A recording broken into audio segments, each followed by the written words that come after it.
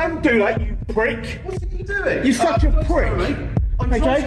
No, you deliberately push that to try and push me over. In this episode, Auditor Plod is outside Poole Police Station when a rogue sergeant storms out, determined to get rid of him. With no law to stand on, the sergeant leans on lies and false claims, trying to intimidate Plod into leaving. But Plod holds his ground, firing back with solid legal knowledge that leaves the sergeant rattled. And then it all explodes. As the sergeant storms back inside, he slams the door straight into Plod. That reckless move sparks a huge lawsuit, and instead of settling quietly, Plod takes him all the way to court. I have had a complaint from a member of police staff. Well, first of all, could you identify yourself on me? Yes, certainly. My name's Sergeant 1789 Pope. I'm the duty sergeant on today. Got no issue with your video. That said, I'd ask you not to video inside there, members of police staff. If your actions cause alarm, harassment, distress to them, you may commit an offence. Okay, right. Well, just so you know, that is a public area, okay, and I'm well within my rights to be in there and filming. Okay. Sir, I'm not saying you are. I'm saying if your actions cause alarm, harassment, distress. Okay. Members of the you listen. As an officer, okay, no, please you listen, can't sir, be please alarmed listen. and distressed. Actually, we can. No, you cannot. You need to look at case law, and you will actually see that you cannot be alarm and distress right in your actual officer's that's the duty. case of RV Oram. That's not in relation to what we're doing now. I'm talking about police staff, not police officers. Okay. So I'm talking about police staff, not police officers. But if they don't want, if the members of staff cause alarm, harassment, and distress, I'm telling you now that may be an offence. I'm allowed to film anything I can see from public. I'm not saying that you okay. are. So if I film them, and I'm in public, okay, then I am doing nothing unlawful. Nothing. Nothing. Okay, correct. Right, so if you cause alarm, harassment, and distress through your actions, okay, then you commit an offence on Section 5 of the Public Order Act.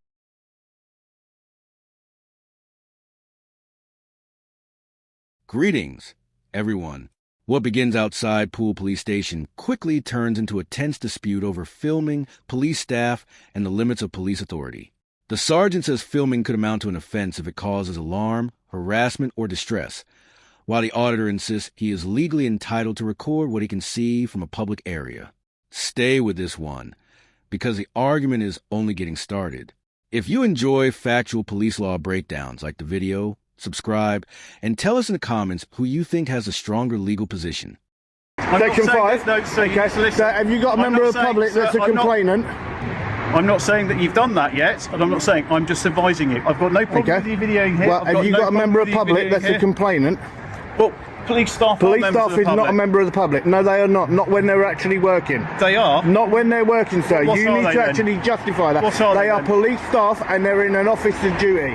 So you need to actually rectify that. So I would ask you, very politely, okay, not to video the staff. If you want to video us, that's fine. You're more than happy to do so. No, I will video the staff if they're actually in the if I do get a complaint, so then you may be dealt with under that matter, okay? Well, and that's it. That's the end of it. Just remember, it will be completely unlawful. It will be completely unlawful. Okay, but also, can I just mention to you as well, can you tell me why you didn't actually tell me that you put your body camera on, sir? Okay. I apologise for that. My body camera's on. Is there a reason why you didn't tell me you were videoing me? I don't need to. Okay, under your actual code of ethics. Thank you very much for your time, sir. Yeah, go on. Under my code of ethics. Under your code of ethics, under section 3.5, okay, you're meant 3.5 what? 3.5 of your code of ethics. Sir, there's no such thing as 3.5. Yes, there is, sir. You need to actually look at it, okay? It actually states that a member of the public must be informed at the first possible moment when you actually turn your body camera on. Okay, now you had ample opportunity in which to actually tell me. Can you sway? Okay, and you did not. No, please don't talk to me that way. What I'm going to do is I'm going to give you a card. To me in that manner. Sir, I'm going to give you a card with my details on, so you can make a complaint that I didn't inform you. Don't worry, I will be. That I had my body wrong video. I will be. Don't worry about that. I didn't. I was more concerned with your actions at the time. But what my actions? What, filming in public? Well, no, what you're trying to filming do... in public, No, what you're trying to do is just bait police officers and other people. That's a presumption, okay? What you got to remember, a presumption, okay, that's your own personal presumption, sir. I'll give you my details. Okay, your own personal presumption. And your own personal presumption is not law. The dispute now becomes more specific as the sergeant relies on Section 5 of the Public Order Act. But Section 5 does not make filming itself an offense. It concerns threatening, abusive, insulting, or disorderly behavior that is likely to cause harassment, alarm, or distress. Government guidance also states that members of the public do not need a permit to film in public places.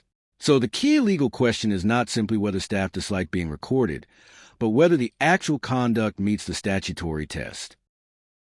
I'm just advising you. Okay. If you watch the video in your public, presumption you're is more not than welcome. law. No, it's not. Okay. So just I never remember said that. it was. Okay.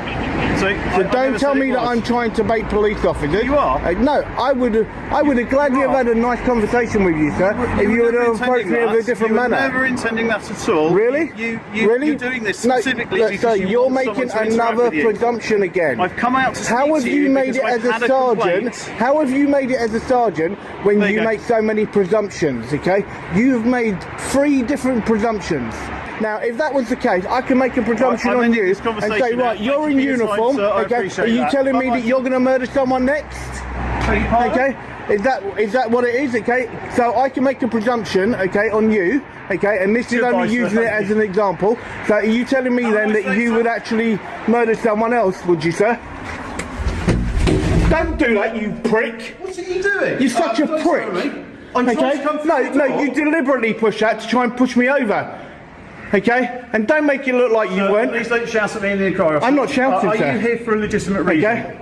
Are you here for a legitimate reason? Well, what I'm here to see, okay, I will Are go you and here see. for a legitimate reason? Do you Yes, need I to am speak here to for an a officer? legitimate reason. Do you need Yes, I to am. speak to someone? Would Yes. you like to tell me what that is? Okay? And I'll get an officer Not to come you, speak to you. it's your actual inspector I would like to see. He's not here at the moment, but I can give you the details on how you can contact him. Yep, if you could. Okay, because that Yeah, was completely out of order. If you contact 101, No, I'm not doing it via 101, well, if you want to okay? speak to I will somebody actually in do the it in office, here. They'll take the details Okay? for you. And that I will do. Okay. Okay, but you are absolutely out of order for what you just done. Don't make it look like you didn't do Well, no, anything. that's what It's you all on said. I was camera. walking No, through was it. it hell? You absolutely talk out your arse. Sir, if you keep swearing at me and you keep being Arse is abusive, not swearing, sir. then I will Arse ask you is to not leave the swearing. station. Arse is Sir, not I'm going to swearing. ask you to leave the station if you carry on trying to Can you tell behave me? in this Can manner. you tell me whether or not that is swearing or not? Arse is not swearing. You're shouting at me. I'm You're not shouting I'm at not me. shouting. You are. I'm So not if you shouting. want to make your complaint, there's the inquiry office. I'm not I'm more shouting. than happy to do. The conversation becomes far more heated when the sergeant accuses the auditor of deliberately baiting police. The auditor challenges that assumption, and moments later alleges that the sergeant pushed him. At this point, the video becomes especially important because the disagreement is no longer just about filming. It concerns an alleged physical act that can be tested against a recording and other evidence. Any lawful use of force by police must be assessed in its actual circumstances, including whether it was necessary, reasonable, and proportionate, not simply assumed from either person's account. So if you have no legitimate reason to be here, I will have ask a you to leave. legitimate reason. Okay. What's your legitimate Well, reason? I'm waiting sir? for you to go, and then I'll go in there. Okay, thank you very much. Okay. Well, I'll wait for you to go. Thank you. Okay. Because you are absolutely out of order. So there's no point following me in. I'm not following you in through that door. I'm not following you in So, through that door. go sit No, down there, I want please. you to go, and then I'll carry on with my business. Okay. And I've already told you that 3 times. As soon as you go, I will carry on with my business. You're just being argumentative unnecessarily. No, you tried to push me over. I didn't. Yes, you did. It's all on camera, so don't worry about it. It's all on camera. Yep, and I will be getting a copy of those. I'm sure you will, sir. You have a nice Okay. day. Thank you for your time. Right? Just a quick thing for you, just to give you a quick update on this, is you've got this sergeant here at Poole Police Station that where you'll hear him make a number of different presumptions about myself and so on and so forth, and then we go into the building. He goes through the actual turnstile door in front of me, he pushes it really fast, the door behind me slams into the back of me, and then he tries to act like nothing actually happened. And from their own camera footage, it's actually come out, it was full-on assault is what it actually was, because it was deliberately done.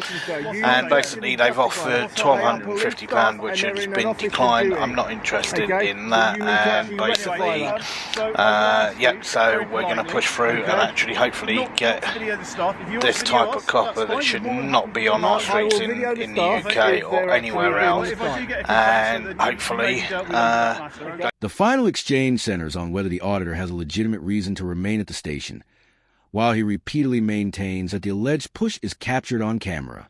The closing commentary then introduces the claimed aftermath. The auditor says police footage supported his account and that a 1,250-pound offer was rejected. Those are claims made in the video, not findings established here. What matters educationally is that recorded evidence can become critical when accounts conflict, which is one reason official policing guidance emphasizes the evidential value of body-worn video. If this breakdown helped, like the video, subscribe, and leave your view below. Until the next case, stay informed and stay sharp.